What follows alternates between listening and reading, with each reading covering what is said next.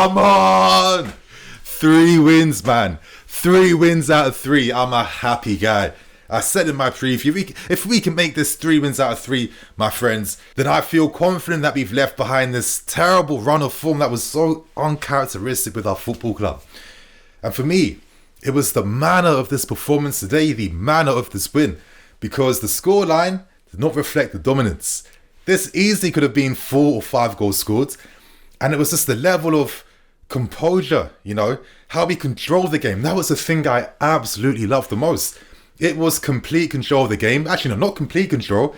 Other than like 10 minutes in the first half when Leicester equalised to get back in the game. Other than that, we completely controlled the game.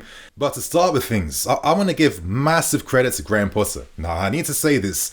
After that defeat to Spurs, you guys know the video I released. I was like, I guess it's time for Potter to go. Because for me at the time, I felt like that Spurs game was the game to force change and make things happen. I wanted to see a back 3. I wanted us to bring our lines back, to play more counter-attacking and be harder to beat. And instead, we saw 4-2-3-1 and guys like Ziyech in the team.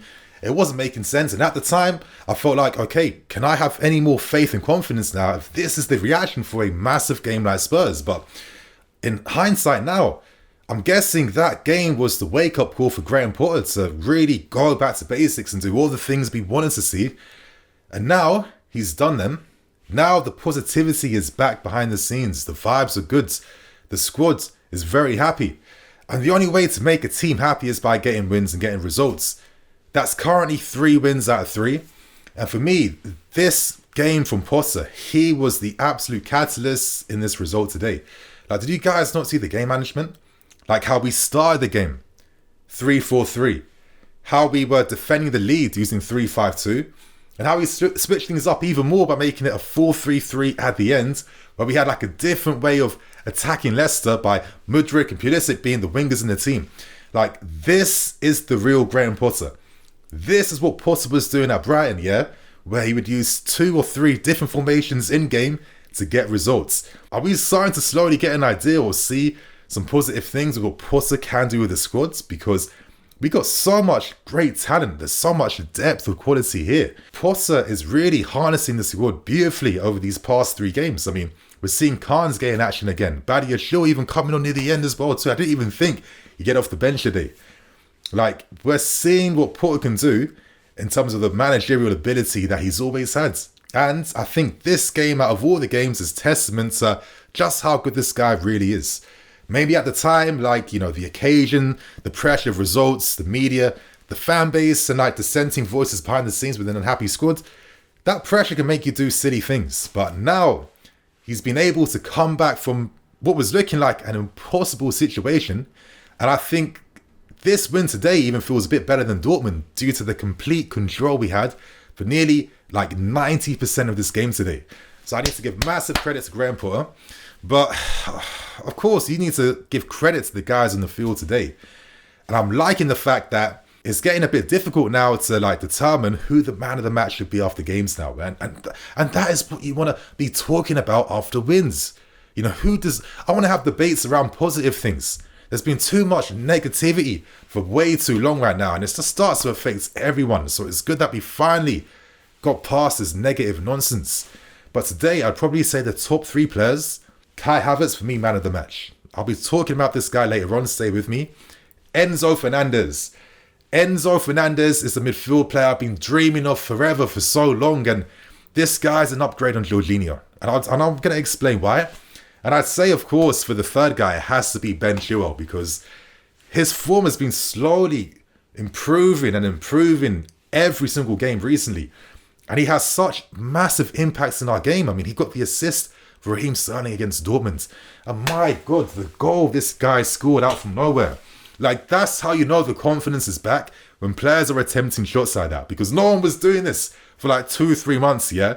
No one was even dared dreaming of doing things like that. But Ben, that technique he showed, Marcus Alonso would be very proud of you. And that's what Ben can do. Like, there's times when he gets a bit of stick. And for me, it's a bit misguided because it's normally when Ben has come back from injury and needs to acclimatise a bit more and get back, like get full match fitness. But I think now we're seeing a Ben that must have full match fitness at this point in time. incredibly influential down the left. And to get a beautiful goal like this against your former club, it doesn't get better than that, really, does it? But again, the first half, we saw some very, very interesting things. And I guess I nearly got my predicted lineup right in my preview. We saw Joao Felix, Mudryk and Kai Havertz up front. But Graham Potter repeated the same patterns and use of his front three in the Dortmund game for the Leicester game today. Mudryk essentially replaced Raheem Sterling up front in that role. And you know what? I want to talk about Mudryk today because for me, I was actually impressed with him. Now, this is the first time Mudryk has probably ever played as a forward in a game before in his life. And when I saw him playing up front, my only fear was, what if he's on the periphery of the game? What if he's not really as involved? What if he's a bit confused by what he has to do when and where? But I think this game really showed just how good of a football player Mudryk really is, because when these guys are playing in unfamiliar positions and still standing out and making things happen, then you know that this guy's a little bit special. His movement, he was lively, he was not static. He was moving left to right. He was interchanging with Joao Felix at times. There was that one move in the first half where I thought we had sealed the game through Joao Felix. Beautiful way where he just kind of withdrew from the game, dropped deeper, received the ball, carried the ball forward, played it to Ruben on the right hand side. Ruben squared it across goal and then found Joao. I thought that was it then. And that was just testament to how Mudryk was able to play in this striker role in the team. He was very unlucky not to get a goal himself today. Another offside. Bro, I said in my 5 talking points video against Dortmund, the final point was offsides. If we want to do anything in the Champions League, we have to be more clinical now. And it's just how many goals have we denied ourselves now? Because the margins are the errors are just this small in terms of when guys are making their runs, when the pass is being played. But, going back to Mudryk, he definitely deserved the assist he got today. Very good play to create that third goal for Kovacic by just cushioning that header from Kai Havertz into Kovacic's path. I thought this was a very promising performance of Mudryk, and this guy has a lot more to show. So more of this Mudryk, please.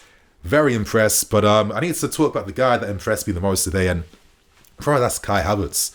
Kai Havertz makes everyone flip-flop. He makes everyone flip-flop. And I think that's because managers flip-flop with Kai Havertz, because he's been used in so many different roles, played in so many different ways, that it's hard for anyone to really figure out who he is and what he does. But for me, I've always maintained this about Kai. He plays to his best strengths.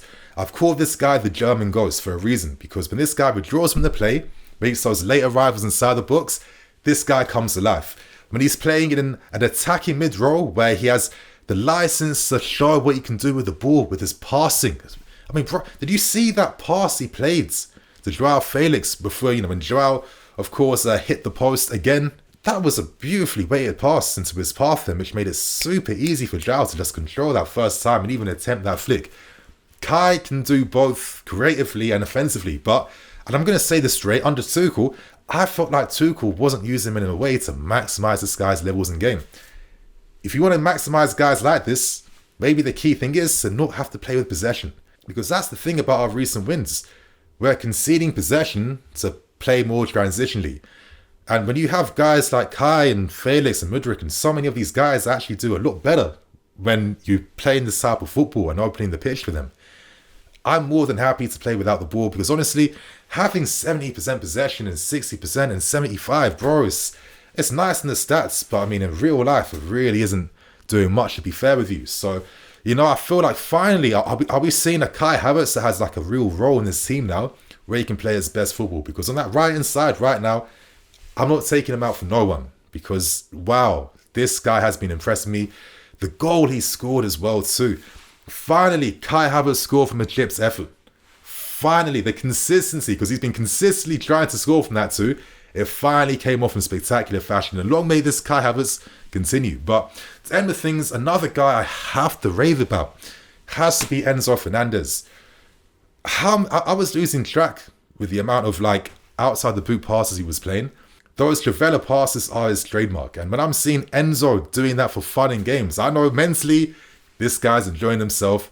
And the way this guy ran things, him and Kovacic together, it's looking absolutely beautiful right now. Looking at the defensive stats, Enzo Fernandez is a guy that makes you win your midfield battles. Like, he literally showed this for Argentina in the World Cup. He got 9 tackle attempts, like 50% completed. The guy fights and makes you win that midfield battle. And the quality he shows afterwards, like, even for the third goal, like, that outside the boot pass to find Kai Havertz, that came after another beautiful pass to find Mudryk, when Mudryk, of course, was very unlucky not to make it 3-1 himself. This is what Enzo Fernandez does. You know, he kickstarts our attacks, and then he has the quality in the final third to pick out a pass, because that that ball over the top to find Kai Havertz. Like, bro, we've had so many runners in this team, and it's like we've been saying for so long, all their runs go to waste because we have no one who has the passing range and ability that can play off the ground that can take advantage of them. But this is what Enzo does. He's an absolute genius, and wow, this is one of his best games for us so far. He absolutely ran things.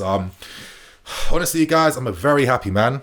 I loved everything I saw today. I love the subs, the lineup, the in-game management. You know, Potter outclassed Rodgers today. I love the performances from the players. You know, I mean, there's so many to talk about. I mean, Cucurella again stood out today. Conor Gallagher, when he came on when Potter made things 3-5-2 for the start of the second half. This was the right move to make. But just to say this quickly, I felt like it was the right decision to take off Felix for Gallagher. I personally think that tackle that Felix received at the start of the game really hurt him. And it kind of affected him mentally. I think that mistake he made for the equaliser was a bit uncharacteristic-ish. And I think it was the right move to take him off because, you know, we kept losing the ball and Joao was one of the main guys getting dispossessed quite a bit. So that was the right move to make by Potter because that's what the team needed. And Potter made that happen. Connor was winning tackles back. We won that midfield battle against a dirty Leicester City team. Leicester was so dirty today. Rightfully, finally, someone got sent off. But they could have had 2 guys sent off. I'm looking at Ricardo Pereira. How is this guy still on the field? After that foul on Joao at the start, to not even get booked for that is criminal. And it's just like the referee, when you're not doing your job, yeah, you encourage the opposition to attempt these dirty fouls and tackles. We took a lot of damage. I mean, for God's sake, Havertz, Amarte needed to slice this guy's whole abdomen open. I didn't know what I was seeing on the field today. But the reaction we had to that, we didn't rise to it. You know, we took the challenges and we let our football do the talking today. It's beautiful stuff and it's what you want to see, my friends. So the only thing I'll say though is please can we get better with our counter-attacks? I can't understand it because like under Tuchel, for example, we didn't score a single counter-attacking goal. So it hasn't been part of our game, right? But wow, the danger we're having so far. Like if you added all the goals that have been ruled off for offsides, we'd have like another 4 goals over these past 3 games right now. So clearly we're doing the right things. And this is, for me, the game that signifies we are past this bad run. And now I'm even more hopeful for the future. So you guys, on that note, I'm in EFC. This is Blue Lions TV. I'll catch you guys later with some more videos. Cool.